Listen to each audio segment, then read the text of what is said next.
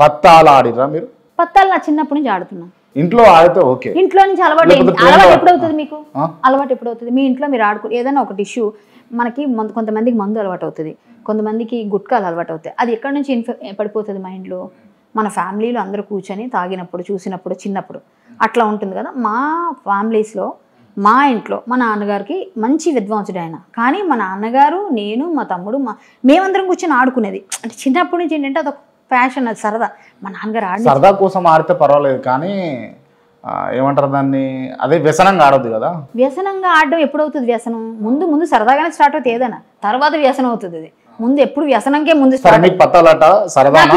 నాకు ఇష్టం, వ్యసనం కాదు. ఒకప్పుడు వ్యసనం అయితే ఇప్పుడు నేను మానేసి ఉండలేను, వ్యసనాన్ని మానలేము మనం. ఇప్పుడు నేను మానేసి అంటే తెలియకుండా కూడా ఇప్పుడు ఆడట్లేరా? అస్సలు ఎక్కడా లేదు. మీరు కావాలంటే అబ్జర్వ్ చేసుకోండి. ముక్కలు ఎట్లా ఉంటాయో కూడా తెలియదు. లేదు, చాలా రోజులు మానేసి.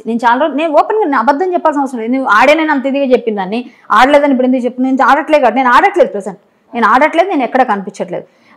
నాకు అన్ని ఇంట్రెస్ట్ అంటే ఈ సరదా అండి, జనరల్గా ఎవరికైనా ఉంటుంది. అది నాకేంటంటే చిన్నప్పటి నుంచి ఉన్న ఇది వల్ల, ప్యాషన్ వల్ల కొన్ని ఉంటాయి కదా. మా నాన్నగారు పండగ వస్తే మా చిన్నప్పుడు మేము ఇంట్లో బతిమాలుకునే వాళ్ళం. చుట్టుపక్కల మా ఇంటి పక్కన ఆడుకునే ఆంటీలు వాళ్ళందరితో కూర్చొని వెళ్ళి 21 అంటారు కదా, జాక్ ఏదో అంటారు దాన్ని, 21 అయితే లేదు అంటే మీకు చెప్పడానికి మీకు తెలియకపోవచ్చు కదా, నాకు తెలిసి మీకు తెలియదు, తెలిసిన వాళ్ళకి తెలుస్తుంది. 21 బ్లాక్ జాక్ ఏదో అంటారు. అట్లా 21 పాయింట్స్ మేము 21లో అనేవాళ్ళం. ఆ 21లో ఏంటంటే మేము 11 ఉందనుకోండి, 9 పడితే 20 అట్లా పట్ల సంథింగ్ ఉంటుంది, చెప్పలేం, ఎక్స్ప్లెయిన్ చేయలేం. సో అది ఇప్పుడు ఏంటంటే ఆ నెంబర్స్ అనమాట. అది చిన్నప్పుడు అలవాటు. తర్వాత అది మేము ఆడుకునేటప్పుడు మా నాన్నగారు పండగలు వస్తే దానికి పర్మిషన్ ఇచ్చేవారు అందరికీ. వాళ్ళతో పండగలు వచ్చేప్పుడు మాకు ఎప్పుడు పండగ వస్తుందా అని ఉండేది అనమాట చిన్నప్పుడు.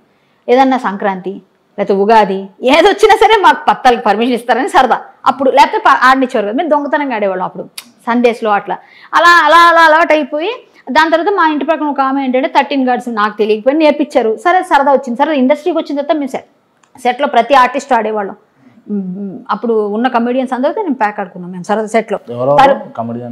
ఇప్పుడు లేరని వాళ్ళు ఎంఎస్ నారాయణ గారు, ఏవిఎస్ గారు, ధర్మవరపు గారు, అందరూ కృష్ణ, మేము అందరం ఆడుకునేవాళ్ళు. రఘుబాబు, మేము అందరం ఎవరైనా అడగండి, ఆ కమెడియన్స్ అందరూ ఆడేటోళ్ళం. ప్రతి ఒక్క కమెడియన్స్ మొత్తం ఎంటర్టైన్మెంట్ ఒక 1 రూపీ అట్లా అట్లా. అది పెద్ద డబ్బు కాదు, అదేం బట్టలు కాదు, ఊరికి టైం పాస్కి. కానీ ఊరికి ఆడితే ఎవరికి ఇది ఉండదని ఒక 1 రూపీ వచ్చిన 80 రూపాయలు వస్తుంది, అట్లా ఫీల్ అనమాట. సో అట్లా ఆడుకునేవాళ్ళం. ఆడుకునేటప్పుడు కొన్ని రోజుల తర్వాత ఏమైందంటే వీళ్ళు ప్యాకలకి ఎక్కువ ఇంట్రెస్ట్ ఇచ్చేసి రెడీ అన్నా కూడా వీళ్ళు ఎవరు లేవట్లేదు, ఎంతసేపు ఆడుతున్నారని అది రూల్ తెచ్చారు ఆడకూడదు సెట్లో అని. సో అప్పుడు అయిపోయింది, బ్యాన్ అయిపోయింది. Right, okay madam. అంటే పర్సనల్గా అడుగుతా ఉన్నా, చాలా మంది అడుగు ఉండొచ్చు మిమ్మల్ని, కానీ ఇండస్ట్రీకి వచ్చిన కొత్తలా మీకు కానీ లేకపోతే ఇప్పుడున్నటువంటి పరిస్థితులలో కమిట్మెంట్స్ అనేటి ఫేస్ చేస్తున్నారా? చేస్తారండి, ఇండస్ట్రీ కాదు ప్రతి దగ్గర ఫేస్ చేస్తారు. మీరు ఫేస్ చేసిరా? నన్ను తీసుకొచ్చిన కొత్తలో నన్ను వేరే విధంగా, నన్ను కమిట్మెంట్ అని కాదు, మేబీ అది కమిట్మెంటే కావచ్చు, అడిగే విధానమే, అది అడిగే విధానం వేరుగా అడిగారు. నన్ను తీసుకొచ్చిన తర్వాత నన్ను ఇక్కడ ఒక వ్యక్తి, ఎవరైతే పిలిపించిన వ్యక్తి నన్ను బాండ్ రాయమన్నారు 1 ఇయర్కి. మేమేం చెప్తా చేయాలి అన్నారు. 1 ఇయర్ బాండ్ రాయాలి, 1 ఇయర్ బాండ్ రాసేస్తే మేమేం నెలకి ఇంతని శాలరీ ఇస్తాం. ఏం చెప్తుందా అంటే అలా ఏం చెప్తుంది మరి, అదే దాని అర్థం. మీరు అడిగిన కమిట్మెంట్ కూడా మేబీ అందులో అది కావుండొచ్చు. నాకు అడగడం ఎట్లా అడిగారంటే, నాకు అప్పుడు కొత్త కదా, ఏం తెలియదు, ఇండస్ట్రీ తెలియదు, హైదరాబాద్ తెలియదు. అప్పుడు వరదలు వచ్చాయి కదా ఎక్కువగా 2000లో. ఇదే ఇక్కడ ఏరియాలో గణపతి కాంప్లెక్స్ ఫ్లడ్స్ వచ్చాయి 2000 ఆగస్ట్ అనుకుంటా, జూలై ఆగస్ట్లో. సో ఆ టైంలో నేను ఇక్కడ ఉన్నాను, అప్పుడే వచ్చింది నేను ఇండస్ట్రీకి.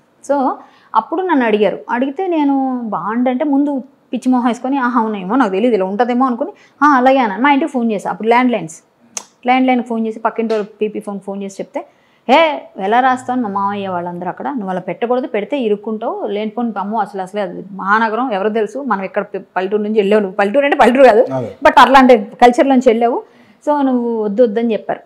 చెప్తే అప్పుడు నేను రాయనండి అంటే ఇంట్లోంచి వెళ్ళిపోన్నారు వాళ్ళు. ఉంచుతామని చెప్పి ఇక్కడే మీకు ఇస్తామని అంటే నాకేం తెలుసు, షెల్టర్ దొరుకుతుంది, మనకు శాలరీ వస్తుంది నెలకి, అప్పులు గిప్పులు మా అమ్మలకి అన్నీ తీరిపోతే ఇట్లా అనుకున్నా. సో నన్ను వెళ్ళిపోవాలని అనేసరికి ఎక్కడికి వెళ్ళాలి తెలియదు, వరదలు వర్షాలు ఎప్పుడు వెళ్ళాలి తెలియదు, మొత్తం నిండిపోయి ఉన్నాయి. వాళ్ళు ఇస్తానన్న రూమ్ వెళ్ళిపోమంటున్నారు, ఎక్కడికి వెళ్ళాలి తెలియదు. నేను అప్పటికే 2-3 పద్మాలయ వాళ్ళు తీసుకెళ్లారు నన్ను. నేను కూడా ఉదయం లేచి పద్మాలయలో వాటిలో వీటిలో చిన్న చిన్న క్యారెక్టర్స్ అన్నిటికీ సెలెక్ట్ అయిపోయాను. 2-3 సినిమాలు సీరియల్స్ ఓకే చేశారు అప్పటికే. ఏంటంటే ఎవరు విజయనగరం గారు దానిలో ఒక చిన్నది, అశోక్ కుమార్ గారు నారదుడు, ఆయన దానిలో 2nd హీరోయిన్, మహాకవి కాళిదాసులో 2nd హీరోయిన్ దూరదర్శన్కి, అది ఓకే అయింది. తర్వాత ఏవో చిన్న చిన్నవి అయ్యాయి, అవన్నీ చేశాను తర్వాత. సో అవన్నీ వచ్చేసరికి నేను ఎటు వెళ్ళిపోతాను, వదిలేయలేను కదా, ఇక్కడ ఆశ వచ్చింది కదా, వచ్చింది క్యారెక్టర్, ఆ టైంలో నేను అప్పుడు బాధపడి సరేలే మనం బాండ్లు గీండ్లు రాయడం ఇంత బ్యాడ్ అయినప్పుడు మనం రాయొద్దు వెళ్ళిపోదాం అని చెప్పి కట్టుబట్టలు పట్టుకొని అర్ధరాత్రి మా అక్కకు ఫోన్ చేసి హైదరాబాద్లో మన చుట్టాలు ఎవరో ఉంటే చెప్తానన్నావు కదా అక్క తీసుకెళ్ళంటే తార్నాకలో అనిల్ అని అతనికి చెప్తే వాళ్ళ చుట్టాలకి ఆయన శాంతినగర్లో నాకు రూమ్ తీసిచ్చాడు 600 నా రూమ్ రెంట్. నేను అక్కడ ఉన్నాను శాంతినగర్లో ఉండి రోజు నా స్కూటీ ఊరిని తెచ్చుకునే వరకు ఆటోలో తిరిగాను. తర్వాత నా స్కూటీ తెచ్చుకున్నాను ఊరు నుంచి. అప్పుడు నేను అంటే మీకు అప్పట్లోనే స్కూటీ ఉండేనా? నేను విజయనగరంలో నేను కరాటే టీచర్. నేను గురుకుల పాఠశాలలో 2 గురుకుల పాఠశాలకి నేను క్లాసెస్ చెప్పాను. మొన్న ఎవరో అమ్మాయి అప్పట్లో నేను బాగా గురుకుల పాఠశాల ఒక్కో దానిలో 3000 అండి. 100 రూపాయలు 50 రూపాయలు వేసుకున్నా మీరు ఎంతమంది 150 మంది స్టూడెంట్స్ ఉండేవారు నాకు. అసలు నేను వస్తున్నానంటే బండి మీద సైకిల్ బండి చిన్నప్పటి నుంచి మా నాన్నగారు నాకు లోన్ ఇచ్చారు. తర్వాత నేను కెనెటిక్ సెకండ్ హ్యాండ్ ఒకటి ఫస్ట్ హ్యాండ్ లాస్ట్లో కొనుక్కున్నా కానీ అది సెకండ్ హ్యాండ్ ఎంత. ఇప్పుడు ఏ కార్ వాడుతున్నారు మీరు? ఇప్పుడు నేను MG హెక్టర్ మొన్ననే మార్చాను. అంటే అది పాతది సియాజ్ ఉండింది 7 years వాడాను. అది చాలా అప్గ్రేడ్ అయ్యారు మీరు అప్పటికి ఇప్పటికి. అప్గ్రేడ్ ఏంటండి, నేను అప్పుడు 11 లక్షల కారు ఇప్పుడు 26 లక్షల కారు అయిందండి.